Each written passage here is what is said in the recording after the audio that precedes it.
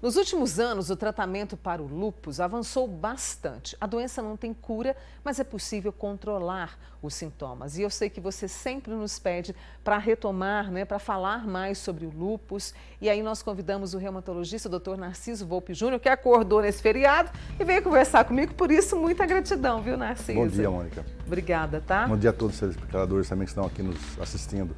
Vamos falar e você também pode perguntar lá no nosso YouTube, no nosso canal. Mande o seu comentário, mande a sua pergunta que o Dr. Narciso vai ficar comigo aqui no Manhã Total, então você tem tempo para perguntar. E aqui também pelo nosso WhatsApp, tá?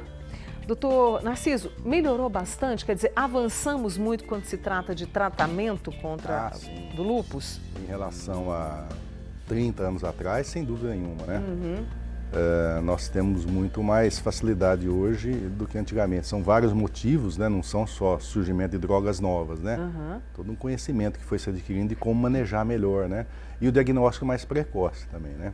Porque antes demorava bastante e esse sofrimento da pessoa só se era fazia o diagnóstico dos casos mais graves. Então a doença ficou com um estigma ruim, porque como não se fazia diagnóstico dos casos mais leves, então, nos casos mais graves, a evolução é pior, ficou aquela sensação de que sempre que é lúpus é uma notícia péssima. E a maioria dos casos são leves, só que não eram diagnosticados. Então... Aí era um transtorno, né? Sim. O doutor Narciso preparou para a gente um material muito interessante aqui para a gente poder trazer mais esclarecimentos sobre o lúpus. Eu quero começar essa nossa conversa mostrando para vocês o que ele levantou sobre sinais e sintomas da doença. E a pele é a que mais grita. Sim. A articulação em proporção é um pouco maior, mas tem menos achados, né? Basicamente é junto um pouquinho mais inchada e mais dolorida, mãos, pés, punhos. Mas a pele, em 80% dos casos, fica mais visível, porque as manchas são vermelhas, são no rosto, são nas áreas expostas à luz solar, no dedo, decote, nos braços. E parece uma alergia, mas que dura muito tempo, como se fosse uma reação alérgica, né? Lesões avermelhadas, mas que duram semanas, meses. Aí a pessoa fala, não, mas como é que eu estou alérgico a uma coisa há tanto tempo? Né? Então aí começa a se pensar na possibilidade.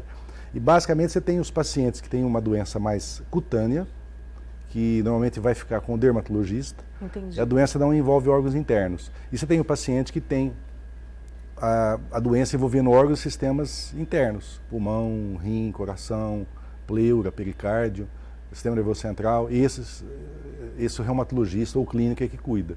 Então são dois tipos, né? Justamente, pelo menos dois tipos, dá para dividir pelo menos em dois. Tipos, né? Então esse grupo do lúpus cutâneo, às vezes nem tem o exame mais famoso do lúpus, o FAM positivo. E no grupo sistêmico, mais de 98% dos pacientes têm o exame positivo. Eu vi ali também que a gente tem a questão da febre, do cansaço, o emagrecimento também pode ser um sinal? Sim, então quando a pessoa às vezes vai começar lúpus, numa fase pregressa ela já pode ter alterações laboratoriais da doença, alguns anticorpos,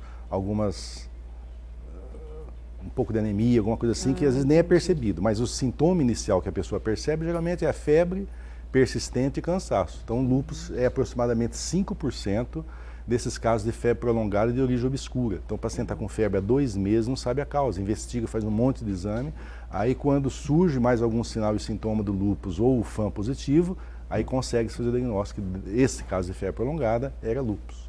Eu quero mostrar outro quadro que o doutor Narciso mandou para a gente sobre os sinais e sintomas, que é justamente isso que ele está falando, a questão, né, de onde a doença está. E é o corpo brigando com ele mesmo, doutor Narciso. Sim.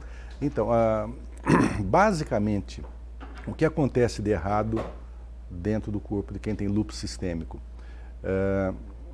Por algum motivo, a genética da pessoa favorece até a doença, algum fator desencadeante interno, hormonal, por exemplo, o estrogênio, ou fator desencadeante externo, por exemplo, a exposição solar, ou alguma infecção viral, como mononucleose e outras infecções, desencadeia a doença naquele paciente. E aí, dependendo quais anticorpos vão ser, para onde eles vão se dirigir, se os anticorpos são, por exemplo, para estruturas que vão acometer, por exemplo, o sistema nervoso central, então o paciente tem manifestações, por exemplo, pode começar com psicose, com convulsão. Nossa. Se é contra as hemácias, os glóbulos vermelhos, o paciente vai ter uma anemia intensa de precisar fazer transfusão de sangue. Se é contra as plaquetas, a plaqueta cai muito e às vezes também vai ter risco de sangramento. Então, a sintomatologia é muito diversa em função disso. Os anticorpos são formados de forma aleatória, né? E para onde eles se dirigem é que vão ser as manifestações clínicas. E então, nesse sentido, o diagnóstico às vezes não é muito fácil no começo, até que você consegue juntar essas peças que formam esse quebra-cabeça que você chega à conclusão que é lúpus. Então não existe um marcador único, né? Então, e se a pessoa está numa fase assintomática, de poucos sintomas, que a doença está em remissão, praticamente não tem sintoma nenhum. A doença entrou em atividade, depende aonde que é o foco da doença que vai manifestar. E geralmente a doença se apresenta no primeiro ano.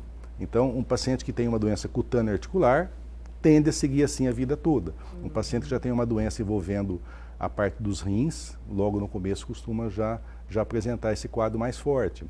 Então assim, é como se a doença tivesse assim, o jeitão dela em cada doente. Entendi. Então existe a doença, existe o doente. E no caso, é o exame de sangue que mostra? Não, são vários exames, São vários né? exames? Mas basicamente, se você tem suspeita que alguém tem lúpus, o que minimamente você vai pesquisar? Se tem sinais de inflamação no sangue, se tem sinais de consumo de complemento, se tem o FAN, fator antinuclear positivo, que é um anticorpo dirigido contra as estruturas da célula humana, o exame de urina, se está saindo produtos na urina que normalmente a gente não desperdiça, como glóbulos brancos, vermelhos, proteínas. Então você pesquisa então sinais de acometimento da doença nesses vários locais. E com o conjunto da evolução, sinais, sintomas e esses exames, você consegue fazer o diagnóstico nesses pacientes. A incidência é maior nas mulheres? É maior. Na faixa etária mais comum do lúpus, né, que são as mulheres jovens, de meia idade, chega a ser 10:1. Nos polos, crianças e idosos, é 3:1, mas sempre predomina a mulher. Então, provavelmente, o hormônio feminino tem a participação grande, né? Principalmente o estrógeno. E aí, no caso, a questão do tratamento, doutor Narciso, a gente tem medicamentos, como é que é isso? Como é que é esse tratamento? Porque você falou a doença e o doente, né? Sim. Como é que fica isso? Tratar o lúpus é necessário, assim, você também ter aquelas ações básicas em saúde, né? Autoconhecimento, autocuidado, não pode ficar só, assim, pensar só em remédio, né? Então, logicamente, você conhecer a doença, conhecer os riscos que ela produz, conhecer os fatores que pioram, né? Por exemplo, estresse emocional piora a doença, né? A pessoa que é muito agitada, está sempre em conflito. O cuidado com o sol, evitar o cigarro, porque o cigarro também é um fator desencadeante, assim como é, por exemplo, a artrite reumatoide. Então, isso aí é o básico. Em termos de medicamento, vai depender muito assim, de como é que é a doença. Por exemplo, uma doença cutânea, às vezes vai ficar só no corticoide tópico e na hidroxicloroquina, que ficou famosa, né? Sim, durante a pandemia. Né? Que é um remédio bem eficaz. Os casos mais graves, para a parte cutânea, se chega até a usar um medicamento que se usa muito pouco hoje, chama talidomida, porque do risco que tem de malformação fetal, né? Então, é o único remédio que eu conheço que tem uma receita que já vem pronta com o nome dele. Essa é uma receita especial, né? E só é fornecido pelo governo, você não acha para comprar em farmácia. Tão restrito que é o uso desse remédio. Mas é um remédio muito útil nos casos mais graves de quadro cutâneo. Normalmente, o paciente tem que usar corticoide via oral ou injetável numa fase inicial, quando a doença está mais forte, mais aguda. Depois se passa para o corticoide oral e aí se associa medicamentos que conseguem um controle desse sistema de defesa, dessa produção excessiva de autoanticorpos, a médio e longo prazo, que a gente chama de imunossupressores. A classe mais nova que nós temos são os imunos biológicos. Em proporção a outras doenças, a gente tem poucas opções ainda. Eles não são tão eficazes quanto a gente gostaria. Por exemplo, para a artrite reumatoide, nós temos um leque fornecido, inclusive, pelo governo, de mais de 10 medicamentos imunobiológicos. São caros, mas são tão eficazes que o governo fornece. Tem uma relação custo-benefício muito boa. No lúpus, nós temos apenas 2, e eles são caros e não são tão potentes, eles ajudam no tratamento da doença, mas não são tão potentes assim, então ainda não são disponibilizados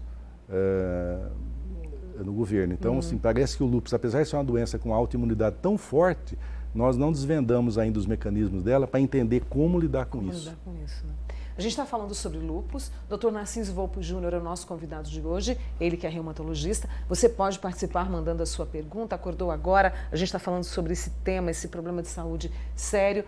Mande a sua pergunta lá no nosso canal do YouTube, também 99897.000, participe com a gente, tá bom? Eu vou para o intervalo e já volto com vocês.